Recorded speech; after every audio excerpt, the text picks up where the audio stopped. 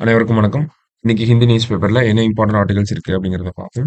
So ஸ்டார்டிங்ல பார்த்தோம்னா Jammu and Kashmir elections பத்தி கொடுத்துருக்காங்க. ஆக்சுவலி ஜம்மு அண்ட் காஷ்மீர் எலெக்ஷனை பார்த்தோம்னா 2 ஃபேஸஸாக நடக்குது.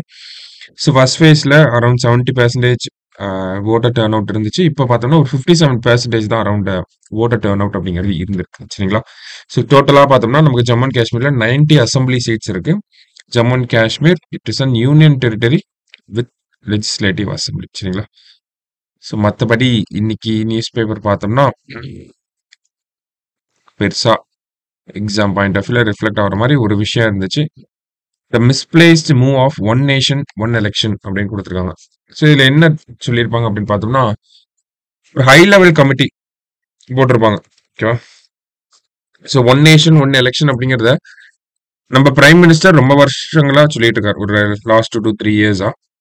ஸோ அதை பேஸ் பண்ணி ஒரு ஹை லெவல் கமிட்டி அப்படிங்கிறத ஃபார்மர் பிரசிடென்ட் ராம்நாத் கோவிந்த் அவர் தலைமையில வந்து போட்டிருப்பாங்க.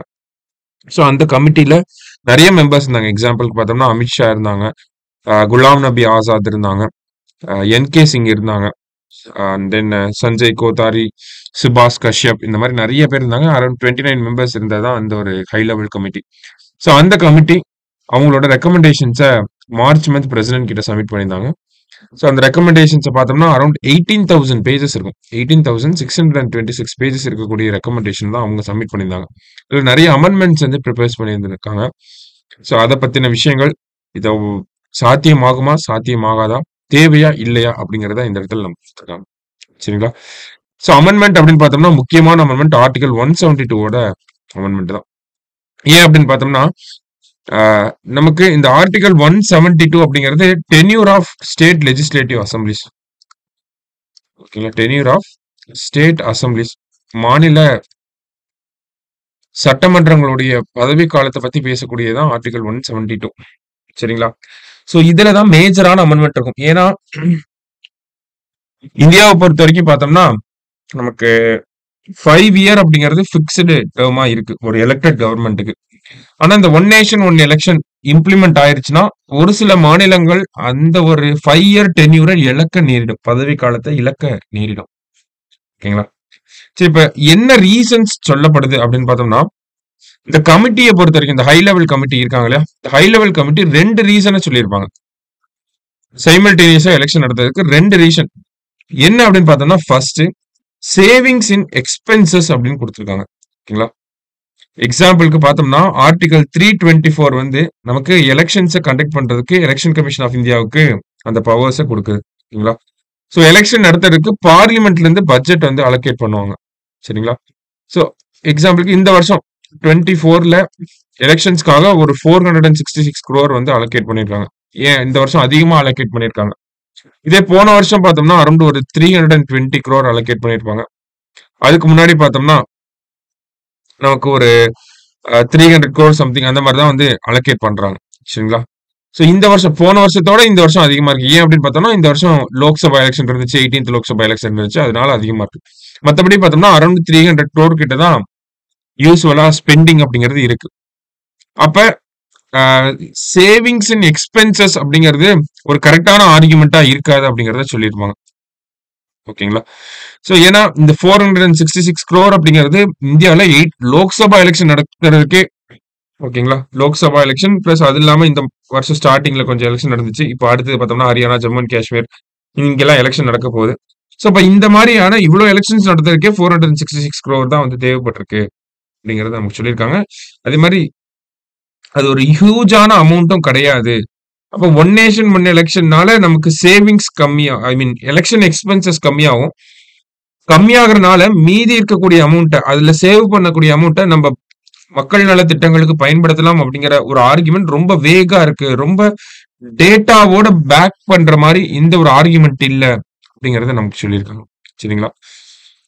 ஸோ மோரார்லெஸ் அது ஒரு அக்செப்டபிள் பாயிண்டா தான் இருக்கு. ஓகேங்களா? பிகாஸ் இந்த ஒரு எக்ஸ்பெண்டிச்சர் அப்படிங்கிறது மாநில அரசாங்கங்களுக்கும் சேர்த்து தான் இருக்க போகுது.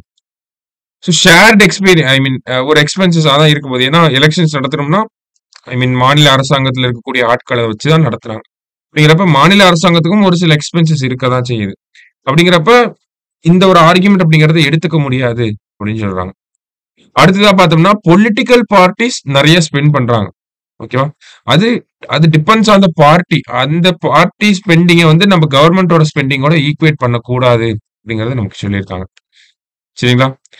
இன்னொன்னு என்ன சொல்றாங்க அப்படின்னு பார்த்தோம்னா, ஃப்ரீக்வெண்டா எலெக்ஷன் நடத்திட்டே இருக்கனால நமக்கு டெவலப்மெண்ட் ப்ராஜெக்ட்ஸ் அப்படிங்கிறது தடைப்பட்டு போகுது. இப்ப எக்ஸாம்பிளுக்கு பார்த்தோம்னா இப்பதான் 18th லோக்சபா எலெக்ஷன் முடிஞ்சது. முடிஞ்ச ஒரு 2 மாசத்துலயே பார்த்தோம்னா ஹரியானால மறுபடியும் எலெக்ஷன் வருது. அப்ப 18th லோக்சபா எலெக்ஷன் நடக்கிறப்பயும் இந்தியா ஃபுல்லா அந்த மாடல் கோட் ஆஃப் கண்டக்ட் இருந்துச்சு. அதனால டெவலப்மெண்டல் ஆக்டிவிட்டிஸ் அப்படிங்கிறது நம்மளால எதுவுமே பண்ண முடியாம இருந்துச்சு. ஓகேங்களா? இப்ப பார்த்தோம்னா மறுபடியும் 2 மாசம் தான் இருந்துச்சு. மறுபடியும் ஹரியானால மறுபடியும் மாடல் கோட் ஆஃப் கண்டக்ட் அப்படிங்கிறது இந்த தேர்தல் நடத்தை விதிகள் அப்படிங்கிறது அமல்ல இருக்கு. தேர்தல் நடத்தை விதிகள் அமல்ல இருந்துச்சுன்னா பெரிய அளவுல திட்டங்களை நம்மளால செயல்படுத்த முடியாம போயிடும். சரிங்களா? செயல்படுத்தக்கூடாது அரசாங்கம். அப்படிங்கிறப்ப டெவலப்மெண்டல் ஆக்டிவிட்டிஸ் தடைபட்டு போகுது இல்லையா? அப்படிங்கிற ஒரு ரீசனை நமக்கு அந்த ஹை லெவல் கமிட்டில சொல்லியிருப்பாங்க. நிறைய ரீசன்ஸ் சொல்லியிருப்பாங்க. ஓகேங்களா? நமக்கு டைம் சேவ் ஆகும். முக்கியமான ஒரு விஷயம் சைமில்டேனியஸா எலெக்ஷன் நடத்துறப்ப எக்ஸ்பென்சஸ் கம்மியாகும் அப்படிங்கறது சொல்லியிருப்பாங்க. ஆனா அந்த ஒரு ஆர்குமெண்ட்டை ரொம்ப வேகா இருக்குன்றத இந்த ஒரு ஆர்டிகிள்ல சொல்லியிருப்பாங்க. வேற என்ன அப்படின்னு பார்த்தோம்னா டெவலப்மெண்டல் ஆக்டிவிட்டிஸ் அப்படிங்கிறது தடைபட்டு போகுது. பொலிட்டிக்கல் பார்ட்டிஸ்லாம் வந்து ஒரு கேம்பெயின் மோட்லயே இருக்காங்க அப்படிங்கறத சொல்லியிருப்பாங்க. ஓகேங்களா? இப்ப பாரு பிரச்சாரத்திலேயே இருக்காங்க அப்படிங்கறத சொல்லியிருப்பாங்க. மக்கள் நலன் சார்ந்து நடவடிக்கைகளை வந்து அரசாங்கத்தினால எடுக்க முடியல. ஏன்னா அரசாங்கத்தில் இருக்கக்கூடிய அமைச்சர்கள் எல்லாருமே கூட பிரச்சாரம் பிரச்சாரம் அப்படின்னு சொல்லி போயிடுறாங்க அப்படிங்கிற ஒரு டிஃபிகல்ட்டியை சொல்லியிருந்தாங்க. அதே மாதிரி பார்த்தோம்னா இப்போ ஒரு ஊர்ல எலெக்ஷன் நடக்குது அப்படின்னா அந்த எலெக்ஷன்ல பார்ட்டிசிபேட் பண்ணக்கூடிய அந்த தேர்தலை நடத்தக்கூடிய அதிகாரிகள் அப்படிங்கிறது மாநில அரசாங்கத்தினுடைய அந்த டிஸ்ட்ரிக்ட் அட்மினிஸ்ட்ரேஷன்ல இருக்கக்கூடிய ஆட்கள் தான். அப்ப எலெக்ஷன் அனௌன்ஸ் பண்ணிட்டாங்கன்னா எலெக்ஷன் முடியிற வரைக்கும் அந்த டிஸ்ட்ரிக்ட் அட்மினிஸ்ட்ரேஷன்ல இருக்கக்கூடிய ஆட்கள் எல்லாருமே அந்த எலெக்ஷனை எப்படி கண்டக்ட் பண்ண போறாங்க, அதற்கான training classes Saturday Sunday attend பண்ணுவாங்க. அப்ப இந்த மாதிரி எல்லா வேலைகளுமே எலெக்ஷன் ரிலேட்டடா தான் நடக்கும். மற்ற வேலைகள்லாம் வந்து அவ்வளவு நார்மல் ரேட்ல நடக்காது. அப்படிங்கிறப்ப அதுவுமே வந்து நமக்கு வந்து ஒரு நெகட்டிவான பாயிண்ட் தான். சரிங்களா? சோ மத்தபடி என்ன நெகட்டிவான பாயிண்ட் இருக்கு அப்படின்னு பார்த்தோம்னா நமக்கு இந்த ஒன் நேஷன் ஒன் எலெக்ஷன் அப்படிங்கிறது நடைமுறைப்படுத்தப்பட்டுச்சு அப்படின்னா ஒரு சில மாநிலங்களுடைய இந்த பதவி காலம் அப்படிங்கிறது கம்மியாகும். எக்ஸாம்பிளுக்கு இப்ப 2026ல நமக்கு தமிழ்நாட்டுல தேர்தல் நடக்குது. இல்ல 2029ல நமக்கு ஒன் நேஷன் ஒன் எலெக்ஷன் நடைமுறைப்படுத்திடுறாங்க. 2031ல ஒரு மாநிலத்தோட அரசாங்கம் வந்து கலைஞ்சிருது. ஓகேங்களா? அப்ப கலைஞ்சிருச்சு அப்படின்னா மறுபடியும் புதுசா தேர்தல் நடத்துவாங்க. அந்த புதுசா வரக்கூடிய அந்த அரசாங்கம் வந்து 5 வருஷத்துக்கு இருப்பாங்களா, 2036 வரைக்கும் இருப்பாங்களான்னு கேட்டா கிடையாது. எவ்வளவு நாளைக்கு இருப்பாங்கன்னா 2034 வரைக்கும் தான் இருப்பாங்க. ஓகேங்களா? ஏன்னா இங்க 2029ல ஒன் நேஷன் ஒன் எலெக்ஷன் நடந்துச்சு. மறுபடியும் 2034ல ஒன் நேஷன் ஒன் எலெக்ஷன் நடக்கணும். அப்ப 2031ல ஒரு ஆட்சி கலைஞ்சு மறுபடியும் புதுசா ஒரு அரசாங்கம் வந்துச்சுன்னா அவங்களுடைய பதவிக்காலம் 5 வருஷமா இருக்காது, 3 வருஷமா தான் இருக்கும். அப்ப இந்த ஒரு விஷயம் அப்படிங்கிறது ஃபெடரலிசம்க்கு அகைன்ஸ்டா இருக்கு அப்படின்னு சொல்றாங்க. இந்தியன் கான்ஸ்டிடியூஷன்ல ஃபெடரலிசம் அப்படிங்கிறது ஒரு பேசிக் ஸ்ட்ரக்சர். கேசவானந்த பாரதி கேஸை பொறுத்த வரைக்கும் எந்த ஒரு அமெண்ட்மெண்ட்டும் கான்ஸ்டிடியூஷனோட பேசிக் ஸ்ட்ரக்சரை வந்து அமெண்ட் பண்ணக்கூடாது அப்படின்னு சொல்றாங்க. அப்படி அமெண்ட் பண்ணுச்சுன்னா அது நல் அண்ட் வாய்டா ஆயிரும் அப்படின்னு சொல்றாங்க. அப்ப இந்த ஃபெடரலிசம் அப்படிங்கிற பேசிக் கான்செப்டை இந்த ஒரு one nation one election affect பண்ணும். இன்கேஸ் ஆர்டிகல் 172 அமெண்ட் பண்ணி இந்த மாதிரியான விஷயங்களை செயல்படுத்தினாலும் அது மாநில அரசாங்கத்தோட உரிமைகளை பாதிக்கிற வகையில இருக்கு. கூட்டாட்சி தத்துவத்துக்கு எதிராக இருக்கிறனால சுப்ரீம் கோர்ட் அதை நல் அண்ட் வாய்டா ஆக்குறது கூட வாய்ப்புகள் இருக்கு அப்படின்னு சொல்றாங்க. வேற என்ன நெகட்டிவ்ஸ் சொல்றாங்க அப்படின்னு பார்த்தோம்னா நமக்கு ஃப்ரீக்வெண்டா எலெக்ஷன்ஸ் நடக்கிறதுனால நிறைய பாசிட்டிவ்ஸ் இருக்கு அப்படின்னு சொல்றாங்க. என்ன மாதிரியான பாசிட்டிவ்ஸ் அப்படின்னு பார்த்தோம்னா ஃபர்ஸ்ட் எலெக்டட் ரெப்ரசன்டேட்டிவ்ஸ் நம்மளுடைய எம்எல்ஏக்கள் எம்பிக்கள்லாம் பார்த்தோம்னா நம்ம ஓட்டு போட்டவங்களுக்கு அக்கௌண்டபிளா இருப்பாங்க, பொறுப்பேற்றுப்பாங்க. அக்கௌண்டபிலிட்டி அப்படிங்கிறது இருக்கும் ஃப்ரீக்வெண்டா எலெக்ஷன் நடக்கிறப்ப. ஏன்னா அடிக்கடி மக்களை வந்து சந்திக்க வேண்டிய அந்த ஒரு கட்டாயம் அப்படிங்கிறது அரசியல் தலைவர்களுக்கும் அரசாங்கத்தில் இருக்கக்கூடிய அமைச்சர்களுக்கும் எம்எல்ஏக்களுக்கும் எம்பிக்களுக்கும் இருக்கும். மக்களை சந்திக்க வேண்டியதுனால அவங்களுக்கு அவங்களோட செயல்பாடுகளும் வந்து ரொம்ப பொறுப்புள்ளதாக இருக்கும் அப்படிங்கறத சொல்றாங்க. ஓகேங்களா? இதுவே 5 வருடங்களுக்கு ஒரு முறை இந்தியா ஃபுல்லா தேர்தல், அது மாநில சட்டமன்றங்களுக்கும் சரி லோக்சபாவுக்கும் சரி 5 வருஷத்துக்கு தான் ஒரு தடவை எலெக்ஷன் நடக்குது அப்படிங்கிறப்ப அந்த அளவுக்கு அவங்க பொறுப்பா இருப்பாங்களாங்கிறத சொல்ல முடியாது. அக்கவுண்டபிலிட்டி அப்படிங்கிறது கம்மியாயிரும். மக்கள வந்து சந்திக்கக்கூடிய அந்த ஒரு விஷயம் அப்படிங்கிறது கம்மியாயிரும் அப்படிங்கிறத சொல்றாங்க. அது பெரிய குற்றச்சாட்டா வைக்கிறாங்க. சரிங்களா?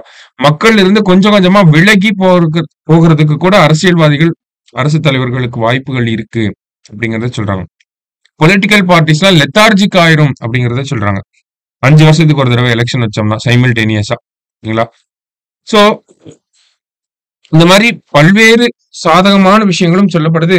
அதற்கு எதிரான விஷயங்களும் நமக்கு சொல்லப்படுது. அரசாங்கம் என்னமோ சமீபத்துல கேபினெட்ட பொறுத்தவரைக்கும் கேபினெட் இந்த ஹை லெவல் கமிட்டியோட ரெக்கமெண்டேஷன்ஸ்க்கு அப்ரூவலும் குடுத்துட்டாங்க. ஓகேங்களா? ஆனா இந்த ஆர்டிக்கல்ல என்ன கன்க்ளூட் பண்ணிருப்பாங்க அப்படின்னா, ஒன் நேஷன் ஒன் எலெக்ஷன் அப்படிங்கிறது it is not a pressing issue அப்படின்னு குடுத்துருப்பாங்க. ரொம்ப அர்ஜென்ட்டா தேவைப்படக்கூடிய ஒரு விஷயமே இப்போதைய காலகட்டத்துக்கு கிடையாது. அப்படிங்கிறத சொல்லியிருப்பாங்க. அத விட்டுட்டு நம்ம டெவலப்மென்ட்ல ஃபோக்கஸ் பண்ணலாம். Instead of one nation one election அப்படிங்கிறத சொல்லியிருப்பாங்க.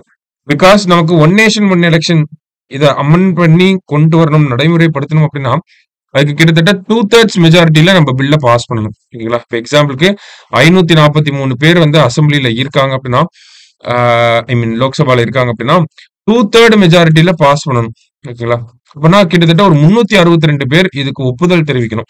ஆனா இப்ப இருக்கக்கூடிய கரண்ட் கவர்மெண்டோட அந்த ஒரு மெஜாரிட்டி வைஸ் பாக்குறப்ப அவங்களுக்கு இன்னும் எதிர்க்கட்சிகளோட சப்போர்ட் இருந்தா மட்டும்தான் இந்த ஒரு விஷயத்த பண்ண முடியும். சரிங்களா? அப்ப ஆப்போசிஷன் பார்ட்டிஸ்க்கும் ஒரு பெரிய ரோல் இருக்கு இந்த இடத்துல. ஒன் நேஷன் ஒன் எலெக்ஷன் அப்படிங்கிறத எதிர்க்கட்சிகள் நினைச்சா இந்தியாவுல கொண்டு வர விடாம கூட பண்ணலாம். அதற்கான வாய்ப்புகளும் இருக்கு அப்படிங்கிறதையும் நமக்கு இந்த ஆர்டிக்கல்ல சொல்லியிருப்பாங்க. சரிங்களா?